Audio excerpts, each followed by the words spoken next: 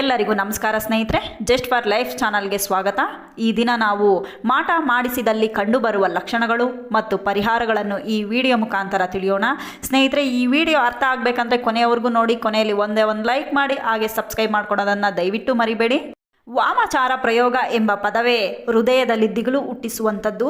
ಏಕೆಂದರೆ ಹೀಗೆ ವಾಮಾಚಾರ ಮಾಡಿದರೆ ಸಮಸ್ಯೆಗಳು ಹೇಗಾಗುತ್ತವೆ ಅಂದರೆ, ಕೆನ್ನೆ ಮೇಲೆ ಪೆಟ್ಟು ಬಿದ್ದ ಅನುಭವ ಆಗುತ್ತದೆ. ಆದರೆ ಒಡೆದವರು ಯಾರು ಎಂಬುದು ಕಣ್ಣಿಗೆ ಕಾಣಲ್ಲ. ಎದುರು ನಿಂತು ಬಡಿದಾಡುವ ಶತ್ರುವಾದರೆ ಹೇಗೋ ಎದುರಿಸಬಹುದು. ಆದರೆ ಹೀಗೆ ಕಣ್ಣಿಗೆ ಕಾಣದ ಸಮಸ್ಯೆ ಎದುರಿಸುವುದು ಹೇಗೆ? ದುಷ್ಟಶಕ್ತಿ ಪ್ರಯೋಗ, ವಾಮಾಚಾರ ಪ್ರಯೋಗ ಇವೆಲ್ಲವನ್ನು ನಂಬದವರು ಹೆಚ್ಚು. ಆದರೆ ಕೆಲವು ಸಲ ಜ್ಯೋತಿಷ್ಯದಲ್ಲಿ ಸಮಸ್ಯೆ ಏನು ಎಂಬುದನ್ನು ಪತ್ತೆ ಮಾಡಲು ಆಗುವುದಿಲ್ಲ. ಹೆಚ್ಚು ಸ್ಪಷ್ಟವಾಗಿ ಹೇಳಬೇಕಾದರೆ, ಜಾತಕದಲ್ಲಿ ಯಾವುದೋ ಗ್ರಹದೋಷ, ಗೃಹವಾಸ್ತು ದೋಷ ಇಲ್ಲದಿದ್ದರೂ ತೊಂದರೆ ಆಗುತ್ತಿರುತ್ತದೆ. ಅದಕ್ಕೆ ಕೃತ್ರಿಮ ಪ್ರಯೋಗ ಆಗಿರುವ ಸಾಧ್ಯತೆ ಇರುತ್ತದೆ. ಬಹಳ ಜನಕ್ಕೆ ತಮ್ಮ ಮೇಲೆ ಪ್ರಯೋಗ ಆಗಿದೆ ಎಂಬ ಅನುಮಾನ ಮೂಡಿದರೂ ಹೇಳಿಕೊಳ್ಳಲು ಎಂಥದ್ದೋ ನಾಚಿಕೆ ಅಥವಾ ಸಂಕೋಚ ಇರುತ್ತದೆ. ಆದ್ದರಿಂದ ಈ ವಿಡಿಯೋದಲ್ಲಿ ಕೆಲವು ಲಕ್ಷಣಗಳನ್ನು ತಿಳಿಸಲಾಗುವುದು. ಅವುಗಳು ಕಂಡು ಬಂದಲ್ಲಿ ಕೂಡಲೇ ಈ ಬಗ್ಗೆ ತಿಳುವಳಿಕೆ ಹಾಗೂ ಜ್ಞಾನ ಇರುವ ಜ್ಯೋತಿಷ್ಯನ್ನು ಭೇಟಿ ಮಾಡಿ. ಇಂಥ ಸಮಸ್ಯೆ ಜಾತಕದಲ್ಲಿ ಗೊತ್ತಾಗುವುದಿಲ್ಲ ಎಂದು ಈಗಾಗಲೇ ಹೇಳಿಯಾಗಿದೆ.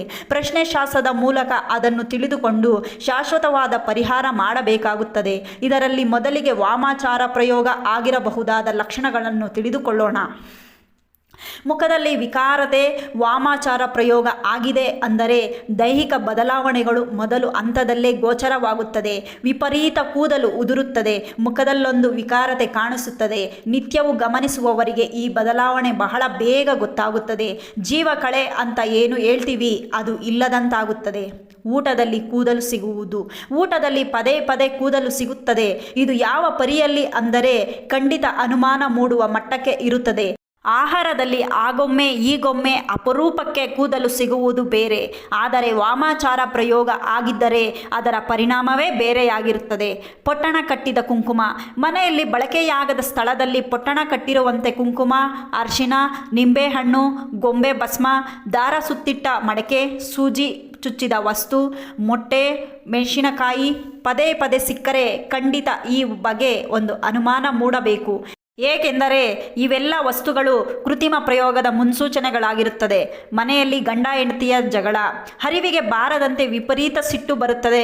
ಕಾರಣವೇ ಇಲ್ಲದಂತೆ ಸ್ನೇಹಿತರೇ ಶತ್ರುಗಳಾಗಿ ಬದಲಾಗುತ್ತಿದ್ದರೆ, ಕುಟುಂಬದವರೇ ವಿನಾಕಾರಣ ಸಿಟ್ಟು ಮಾಡಿಕೊಳ್ಳುತ್ತಿದ್ದರೆ, ಇವೆಲ್ಲವೂ ಅನುಮಾನಾಸ್ಪದ ಎನ್ನುವ ಮಟ್ಟಕ್ಕೆ ಇದ್ದರೆ ಕೂಡಲೇ ಎಚ್ಚೆತ್ತುಕೊಳ್ಳಬೇಕು.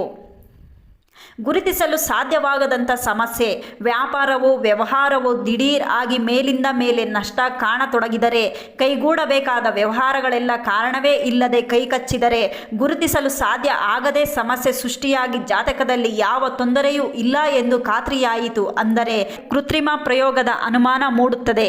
ಕೆಟ್ಟ ಕನಸುಗಳು ಪದೇ ಪದೇ ಬೀಳುತ್ತಿದ್ದರೆ, ತೀರ ಕೆಟ್ಟ ಕನಸುಗಳು ಬೀಳುತ್ತಿದ್ದರೆ, ಅದರಲ್ಲೂ ಯಾರೋ ಎದೆಯ ಮೇಲೆ ಕತ್ತು ಇಸುಕಿದಂಥ ಅನುಭವ ಆಗುತ್ತಿದ್ದರೆ, ಅಂದರೆ ಪದೇ ಪದೇ ಈ ರೀತಿ ಕೆಟ್ಟ ಕನಸುಗಳು ಬೀಳುವಾಗ ಎಚ್ಚರ ಆಗಲೇಬೇಕು. ಕೆಲವರಿಗೆ ಈ ಅನುಭವ ಬಹಳ ಬೇಗ ಆಗುತ್ತದೆ. ಯಾರಿಗೋ ಮಾಡಿದ ಮಾಟದ ಪ್ರಭಾವ. ಕೆಲವರು ಹೇಳುತ್ತಾರೆ, ನಮಗೆ ಶತ್ರುಗಳೇ ಇಲ್ಲ, ನಮಗೆ ಯಾರು ಮಾಟ ಮಂತ್ರ ಮಾಡಿಸುತ್ತಾರೆ ಎಂಬ ವಾದ ಮಾಡುತ್ತಾರೆ. ವಾಮಾಚಾರವನ್ನು ಯಾರಿಗೋ ಮಾಡಿದ್ದು ಅದನ್ನು ನಾವು ದಾಟಿದೆವು ಅಥವಾ ಸಂಪರ್ಕಕ್ಕೆ ಬಂದೆವು ಅಂದರೆ ಅದರ ಫಲಿತಾಂಶವನ್ನು ಅನುಭವಿಸಬೇಕಾಗುತ್ತದೆ.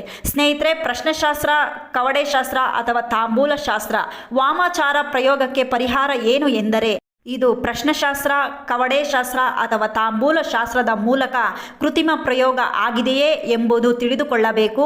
ಆ ನಂತರ ಅದು ಯಾವ ಪ್ರಮಾಣದ್ದು ಎಂದು ತಿಳಿದುಕೊಂಡು ಚಂಡಿಕಾ ಪಾರಾಯಣ, ದೀಪ ನಮಸ್ಕಾರ, ಪೂಜೆ, ಕೇರಳೀಯ ತಂತ್ರ ಹೋಮದ ಮೂಲಕ ಆಕರ್ಷಣ, ಚಾಟತನ ಸಂದರ್ಶನ ಹೋಮ, ಅಘೋರನ ಆರಾಧನೆ ಹೀಗೆ ನಾನಾ ಬಗೆ ಪರಿಹಾರ ಮಾಡಬೇಕಾಗುತ್ತದೆ.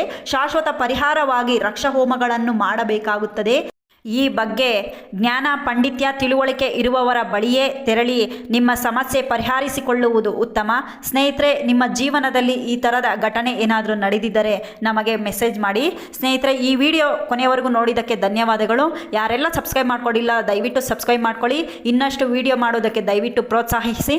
ಇಲ್ಲಿವರೆಗೂ ವಿಡಿಯೋ ನೋಡಿದ್ದಕ್ಕೆ ಧನ್ಯವಾದಗಳು ಸ್ನೇಹಿತರೆ. Thank you so much.